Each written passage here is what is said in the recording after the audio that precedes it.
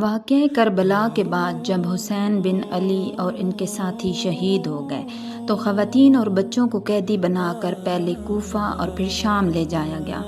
اس مشکل وقت میں کس نے بچوں اور اہل بیت کی ہمت بندھائی اور ظلم کے خلاف حق کی آواز بھی بلند کی؟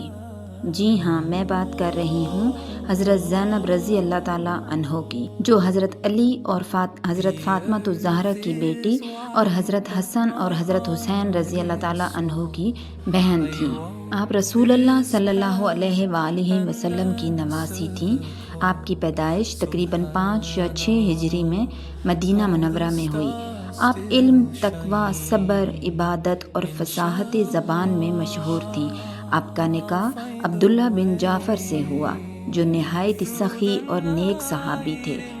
واقعہ کربلا میں آپ نے اپنے بھائی حضرت حسین رضی اللہ تعالیٰ عنہ کا ساتھ دیا۔ کیا آپ جانتے ہیں کہ حضرت فاطمہ الزہرا رضی اللہ تعالیٰ عنہا اور حضرت علی ابن طالب کی کتنی بیٹیاں اور کتنے بیٹے تھے؟ کمنٹ میں ضرور بتائیے گا۔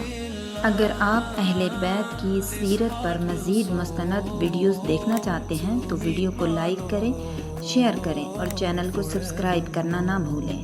واقعہ کربلا میں جب حسین بن علی اور ان کے جانثار ساتھی شہید ہو گئے تو اہل بیت کی خواتین اور بچوں کو قیدی بنا کر پہلے کوفہ اور پھر شام لے جایا گیا۔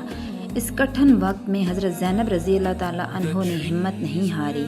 وہ غم سے نڈھال ضرور تھیں مگر ان کا واقعہ کربلا کے بعد جب اہل بیت کی خواتین اور بچوں کو کوفہ اور شام لے جایا گیا، اس کٹھن وقت میں حضرت زینب رضی اللہ تعالیٰ عنہا نے ہمت نہیں ہاری۔ وہ غم سے نڈھال ضرور تھیں مگر ان کا ایمان اور حوصلہ مضبوط تھا۔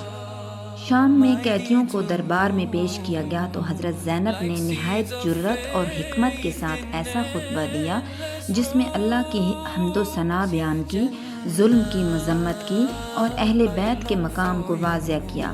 آپ نے ظالم حکمران کو یہ احساس دلایا کہ دنیا کی طاقت ہمیشہ باقی نہیں رہتی بلکہ حق اور سچائی ہمیشہ زندہ رہتی ہے۔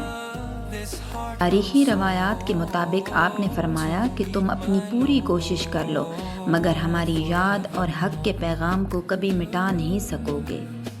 یہ الفاظ صرف اس زمانے کے لیے نہیں تھے بلکہ ہر دور کے انسان کو یہ سبق دیتے ہیں کہ ظلم وقتی ہوتا ہے مگر سچائی ہمیشہ باقی رہتی ہے۔